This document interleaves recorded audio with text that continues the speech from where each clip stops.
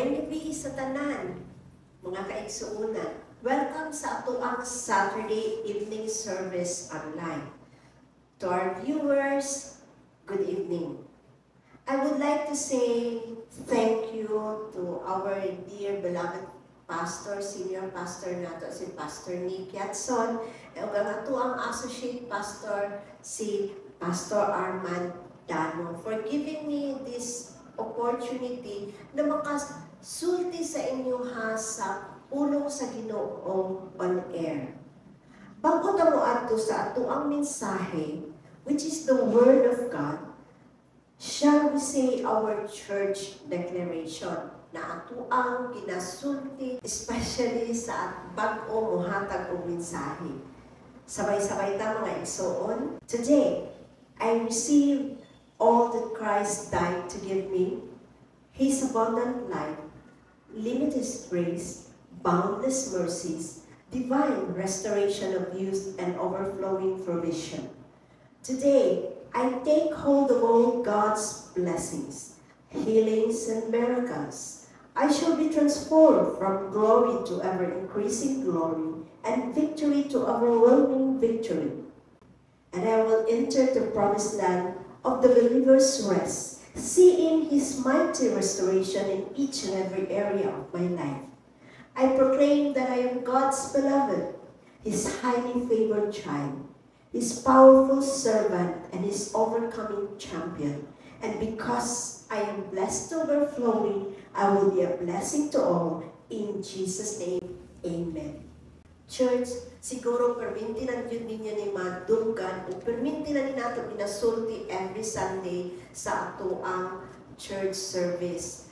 Pero wala nakahibalo nga dako kay kahimuan sa ato ang kinabuhi every time na ato din ginasulti ang ato ang church declaration. Ug daghan ang kaayo dinhing ipangsulti nga natinuod sa ato ang kinabuhi. Ako mismo no matikod ko na samtang ato ning ginasulti tinuod jud ang ato ang church declaration.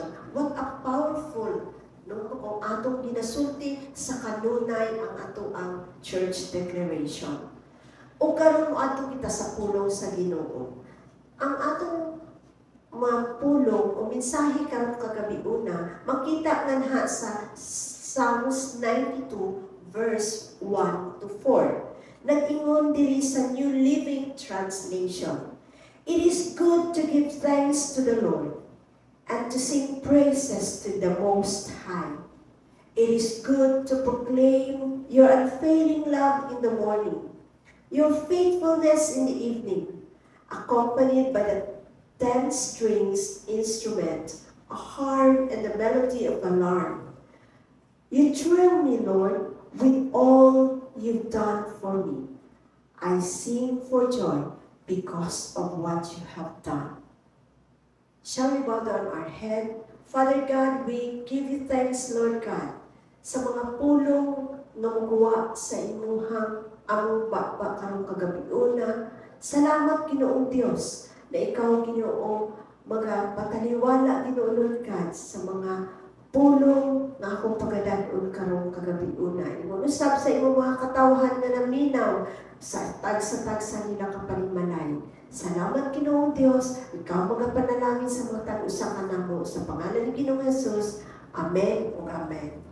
Mga igsuon, atong gibasa dinha sa pulong sa Ginoo sa New Living Translation. It is good to give thanks to the Lord. Diingon si Salmista David kanato, no? Maayo ang magpasalamat ngadto sa Ginoo o mga awit ngadto sa ato ang Dios nga labaw ng makagagahom. Kaya nga naman, atong pasalamatan ang Ginoo sa matagtion sa ato ang kinabuhi. O ato siyang awitan ang atong Ginoo sa mga bag-o nato nga pag-awit. It is good to proclaim your unfailing love in the morning. Atong ipoklamar usab ang walay katapusan nga paghigugma sa ato ang Dios sa kabuntagon. O gingon pa din your faithfulness in the evening. and accompanied by the 10 strings of instruments. Mga igsuon, ang pagpasalamat sa Ginoo kinahanglan kini nga atong mabatunan sa atong kinabuhi. Perminti atong iproklamar or isulti sa ato ang bakba nga ang Dios maayo ug nagapasalamat kita kanunay sa iyaha. Kay daghan kaayong mga benefits nga gihatag ang Ginoo sa ato ang kinabuhi. Ang iyahang gugma nga kanato nga walay paglubad nga gugma na bisag unsay atong buhaton, unsay ato ang mga sala gipasaylo kita kanunay sa ato ang Ginoong Hesukristo. Kung kita magaduol lang manganha kaniya o mangayo kitag pasaylo nganha kaniya, dili gyud siya mukawang nga nato. Pasayloon gyud gayud kita sa ato ang Ginoong Hesukristo. O giingon pa diri mga igsoon, give thanks. Ikaw mismo, sa imuhang kinabuhi, ikaw mismo ang mupasalamat sa Ginoo. Daghang butang nga pwede nato pasalamatan sa Ginoo. Ang atong kinabuhi, ang atong gininhawa, ang atong pamilya, atong mga igsuon, bisan pa man ang atong kauban sa trabaho. Pwede ta makapasalamat sa Ginoo bisan pa man gani sa ato ang pagtan-aw lang dinha sa mga palibot nato, di ba? Makapasalamat o makapagdayeg na kita sa Ginoo. Sing praises. Ningon pa dinha sa Mr. David. Sing praises. Atong kantahan. Kita mismo sa atong mga atong kantahan ang atong Ginoong Hesukristo. Bukanta kita. Gisulti pagani isang Mr. David, I will sing a new song unto the Lord. Mukanta kita mga bagong alawiton ngadto kaniya. Mabuhat na nga nato mga igsuon kung kita mismo sa ato ang kinabuhi, atong nabati ang gugma sa Ginoo ug atong na-eksperyensyahan ang pagkamaayo sa Ginoo sa ato ang kinabuhi, makakanta gayud kita ngadto kaniya. O gisulti diya, to declare His steadfast love. Atong ideklarar sa ato ang bakba ang gugma sa Ginoo. His loving kindness in the morning. Sa matag buntag, sa ato ang pagbugtang, ang gugma sa Ginoo sa ato ang nagapadayon. Ato diyong mabati ang gugma sa Ginoo kay bag-o nga adlaw ang iyang gidugang sa atong kinabuhi. Adunay ubang tao mga igsuon, di nakamata, pero ikaw, bulahan ka, kay makamata ka, perminti sa'yo sa buntag. Maunga, pagbugtaw nimo sa'yo sa buntag, pasalamati ang Ginoo sa imuhang kinabuhi, sa imong gininhawa, sa bag-o nga adlaw nga iyang ihatag kanimo. Nga maayo ang imuhang panglawas. O isulti pa din ha, and bisan pa man sa mga instruments, that even the 10 strings of the lute and on the harp with the harmonious sounds, no? Mga igsuon, asa man na nimo makita ang mga instruments. Diba sa simbahan, adunay gitara, adunay baho, adunay mga kaning organ, drums. Kana sila tanan nagkahiusa uban sa imuhang pagkanta o pag-apli sa imuhang mga bakba, magkahiusa ngadto sa pagpasalamat sa Ginoo. Mao nga kinahanglan mga igsuon nga moadto kita sa simbahan, manimba kita especially sa adlaw nga Domingo. Kay dinha ang adlaw nga Domingo kinahang natong tanan nga mga Kristohanon kita nga naka-eksperyensya sa pagkamaayo sa Ginoo. Malipay kita mo adto na ta sa simbahan labi na gid ang adlaw sa Domingo. Kay kung asa makit-an nato atong mga kaigsuonan, kung asa magadayeg na usab kita ngadto sa ato ang Ginoo, o atong mahinumduman ang pagkamaayo sa Ginoo sa ato ang kinabuhi. Wa gyud kita gikapsan sa Ginoo. Mao nga pagdayeg pa lang nato, pag-abli pa lang nato sa ato ang baba, pagpakpak pa lang sa ato ang mga kamot, mo sugod pa lang ang mga instrumento sa pagtukar. Lahi na ang imong bation, malipay ka na, kay nga naman ang Ginoo maunay imong gibayaw sa imong kinabuhi. Ug wala ka ng kahibalang mga igsuon, ang Ginoo nga nagtan-aw sa imoha nahimuot usab ug nalipay usab siya sa imong kinabuhi. Ug ikaw adunay gibati nga kaluyahon, madasig ka, makadungog ka sa mga anawiton. Kung ikaw adunay problema, makadungog ka sa mga instrumentong mamutugtog. Mawala o kay malipay, mapulihan o kalipay ang nagkanuyan ni mga pagbati. O labi na gayon, makadungog pa dyan kita o mga mensahe nga pagadanon sa ato ang pastor. Pag-ulit nimo, madasig ka. O pag-una usab nga adlaw, imong atubangon. Mao nga gikinahanglan mga igsuon, mangadto kita sa simbahan. Pagdayon kita nganha sa ato ang Ginoo, magkahiusa kita. O ang ikaduha, gisulti pa po din ha, sing praises sa verse 1. So, ibig sabihin, mag-sing praise ikaw mismo sa imuhang baba, imong daygon ang Ginoo. Dili lang nga maminaw ka sa pagdayeg sa imong igsuon, kung dili ikaw mismo maudyoy mo dayeg ngadto sa Ginoo. Ug ang ikatulog, to declare your loving kindness in the morning, imong ideklarar nga ang Dios maayo sa imong kinabuhi. Imong isulti ang pagkamaayo sa Ginoo sa imong kinabuhi. Pasalamati ang Ginoo sa iyahang gibuhat sa imong kinabuhi.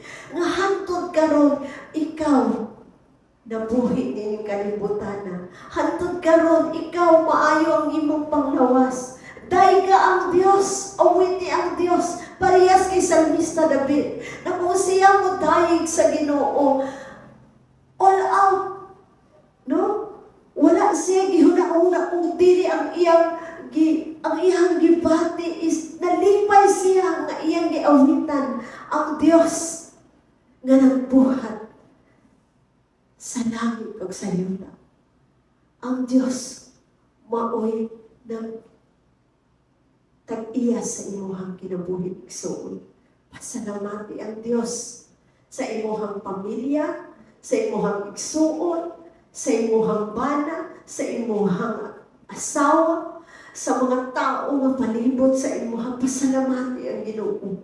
Kay gihatag sila sa Ginoo sa imuha para ikaw malipay, para tagbuon ang imuhang panginahanglan nga tinawhanon, nga naakay kauban sa imuhang panimalay, naakay mga anak nimo na imutabang sa imuhang asawa, mutabang sa imuha, imong bana, mutabang sa imuha. Pasalamati ang Ginoo ni Ana, kay naa sila nga mutabang sa imuha. Ug labaw sa tanan, pasalamati ang Dios sa iyahang gibuhat sa imuhang kinabuhi. Give thanks unto the Lord, for He is good. Give thanks unto the Lord, and sing praises to His name. Kay sa imuhang pagpasalamat sa Ginoo, sa adlaw-adlaw na tanan, imong ideklarar ang pagkamaayo o ideklarar nimo ang pagpasalamat sa Ginoo, matingala na lang kaigsuon, nagmadinaugol ka na sa imuhang kinabuhi. Tungod ang pagpasalamat sa Ginoo mao gyud importante sa usa ka Kristohano. Salamat kaayo sa inyong pagpaminaw niining kagabi-una sa ato ang Saturday evening service. Mga igsuon, ako kamong giimbitan ugmang adlaw sa ato ang panimbahon sa Domingo, nato nga panimbahon adto sa simbahan. Adto kita ngadto kung asa managdayeg na usab kita ngadto sa Ginoo, maghatag na usab kitang pasalamat dito sa Ginoo, mag-aawit na usab kita ngadto sa Ginoo uban ang mga instrumento kay nganuman madasig kita makita na sa dato ang atong mga kaigsuonan. Mao kana ang gikinahanglan nato sa usa ka Kristohano nga kinahanglan ang pagpasalamat sa Ginoo maoy ato ang bugaw o puyon sa matag adlaw nato na kinabuhi. Mga igsuon, kung ikaw adunay element sa inyong panimalay, pwede ka mo sabay sa ato ang communion karong kagabi-una. According to the Word of God, in 1 Corinthians 11, on the night he was betrayed, he took the bread, and when he has given thanks, he broke it and said, "This is my body, which is broken for you. Do this in remembrance of me."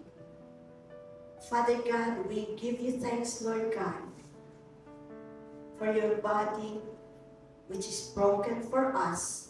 Thank you, Jesus, that through your body, O Lord God, through your stripes, we are healed. We have no sickness, O God, because of what you have done in the cross of Calvary. In Jesus' mighty name, amen.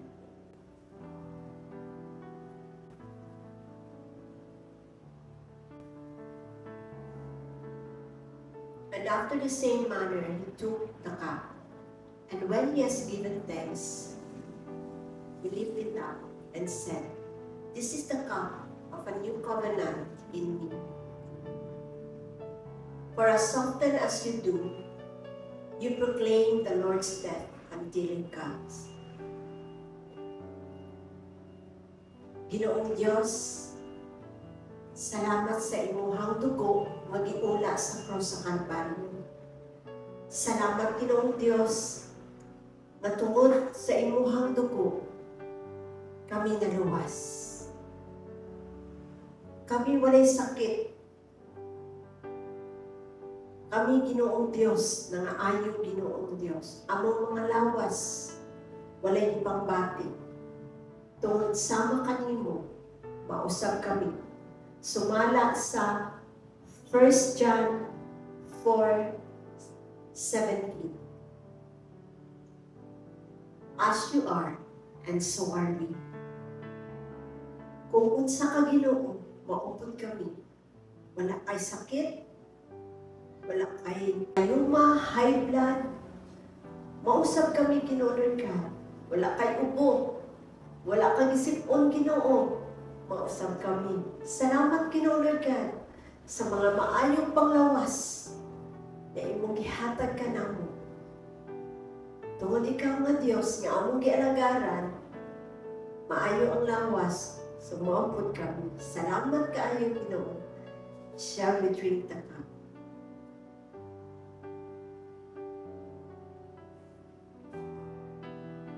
Salamat, Ginoo Lord God.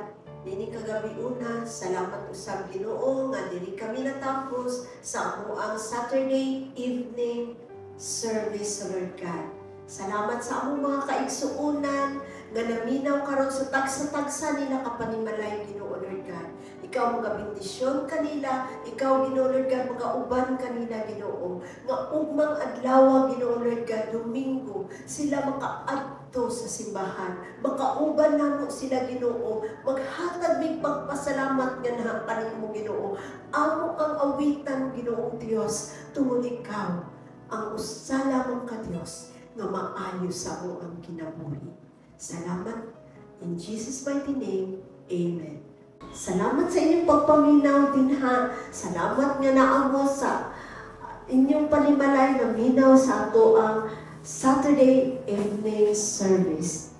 May gabi sa tanan.